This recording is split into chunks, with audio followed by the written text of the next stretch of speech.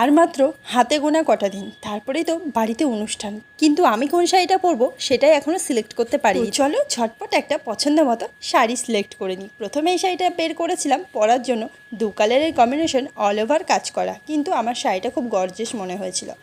এরপরে একটা পিঙ্কের ওপরে নিয়েছিলাম যে এই শাড়িটা পরবো। এটা একদম ছোট্ট ছোট্ট ফুল ছিল, পুরোটাই কিন্তু পিঙ্ক কালারের, কিন্তু এই শাড়িটা আমার পছন্দ হয়েছিল না। তারপরে ভেবেছিলাম এই শাড়িটা আমি পরবো, আর এই শাড়িটা দু কালারের কম্বিনেশন, দেখতে কিন্তু খুব সুন্দর। এটা ছিল একটা কাতান বেনারসি, কিন্তু এটা ভাবলাম যে পরবো, কিন্তু আবার পুচুকে কোলে নিলে না পুচু স্লিপ খাবে, তাই এটাও ছেড়ে দিলাম। এরপরে এই শাড়িটা ছিল, তো এই শাড়িটা দেখে মনে হলো এটা পরা যেতে পারে, তো এই শাড়িটা আমি সিলেক্ট করেছিলাম পরার জন্য। তো এই শাড়িটা আমাকে পরলে কেমন লাগবে তোমরা কিন্তু কমেন্ট করো। তো এই শাড়িটা একবারই কেনার পরে পরা হয়েছিল, আর এই শাড়িটা তোমাদের আর খুলে দেখালাম না। এই শাড়িটা আমার বরবাবু আমাকে গিফট করেছিল পুজোতে। এই শাড়িটার দাম না অনেক টাকা নিয়েছিল, তাই আর প্যাকিং খুললাম না।